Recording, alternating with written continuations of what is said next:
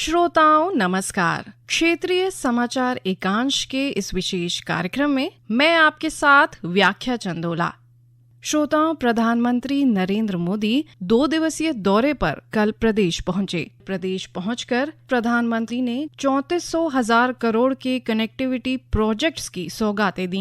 इनमें Gaurikund Kedarnath ropeway, Govind Ghat Hemkund ropeway, माणा पास राष्ट्रीय राजमार्ग चौड़ीकरण और जोशीमठ मलारी राष्ट्रीय राजमार्ग चौड़ीकरण परियोजना शामिल है।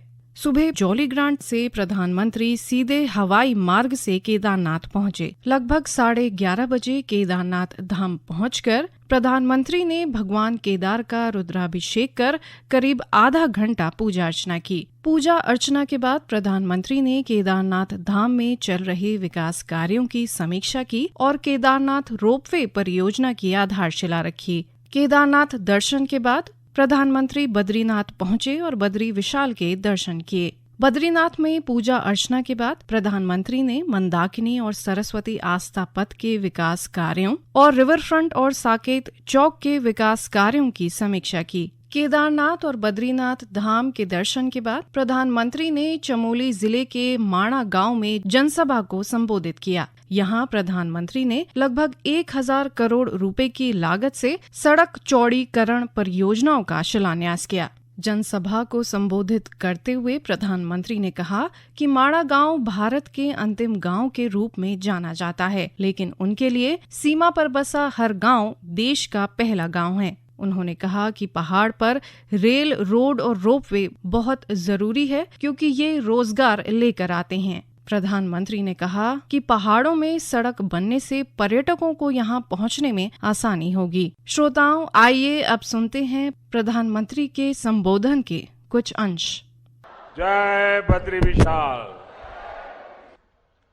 आज बाबा केदार और बद्री विशाल जी के दर्शन करके, उनके आशीर्वाद प्राप्त करके जीवन धन्य हो गया, मन प्रसन्न हो गया और ये पल मेरे लिए चिरंजीव हो गए।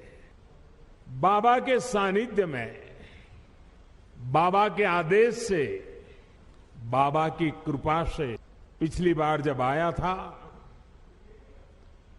तो कुछ शब्द मेरे मुंह से निकले थे। वो शब्द मेरे नहीं थे। कैसे आए, क्यों आए, किसने दिए पता नहीं है, लेकिन यूं ही मुंह से निकल गया था कि ये दशक उत्तराखंड का दशक होगा। और मुझे पक्का विश्वास है इन शब्दों पर बाबा के, बद्री विशाल के, मां गंगा के निरंतर आशीर्वाद की शक्ति बने रहेगी। ये मेरा अंतर्मन कहता है।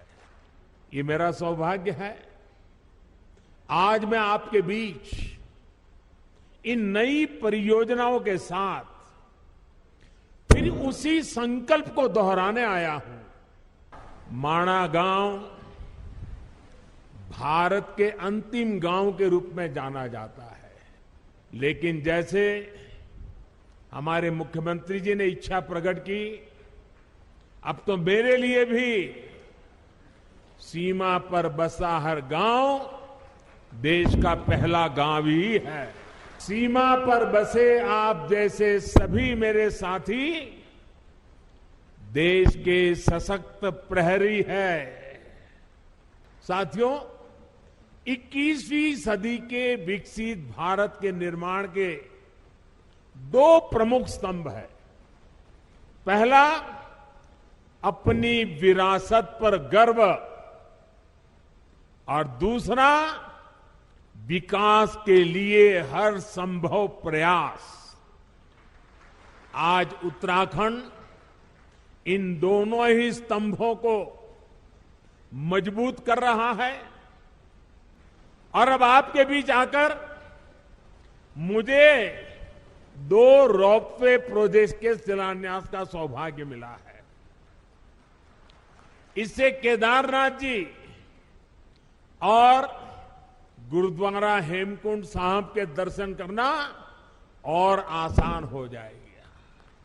गुरु ग्रंथ साहब की हम पर कृपा बनी रहे, सभी पूज्य गुरुओं पे हम पर कृपा बनी रहे कि ऐसा पवित्र कार्य करने का गुरुओं के आशीर्वाद से हमें अवसर मिला है।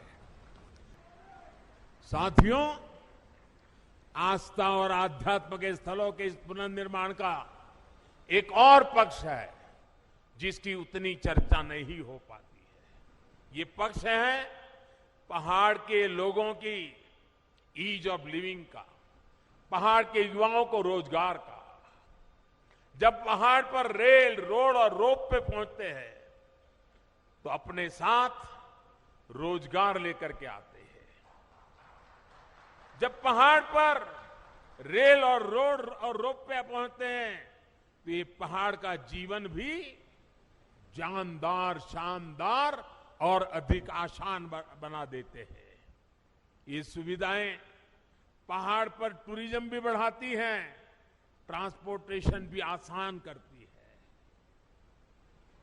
अब तो हमारी सरकार ड्रोन को भी पहाड़ों पर सामान के ट्रांसपोर्ट का प्रमुख साधन बनाने पर काम कर रही है, क्योंकि आजकल ड्रोन आते हैं 20 किलो, 25 किलो, 50 किलो तक सामान उठा करके तेज गति से दूसरी जगह पे उतार देते हैं। हम उसको लाना चाहते हैं क्योंकि आपके यहां जो फल सब्जी पैदा होती है वो ताजा ताजा बड़े शहरों में पहुंचे ताकि आपको ज्यादा कमाई हो।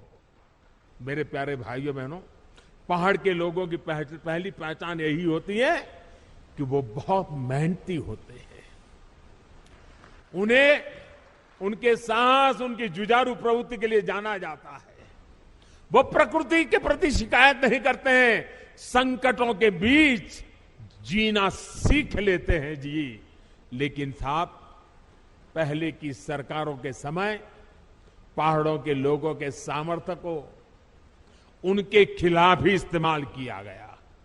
दशकों तक सरकारें ये सोचकर पहाड़ की उपेक्षा करती रही, वो मेहनतकश लोग हैं, पहाड़ जैसा उनका हौसला है, अरे उनकी तो ताकत इतनी है, उनको तो कुछ जरूरत नहीं, चल जाएगा।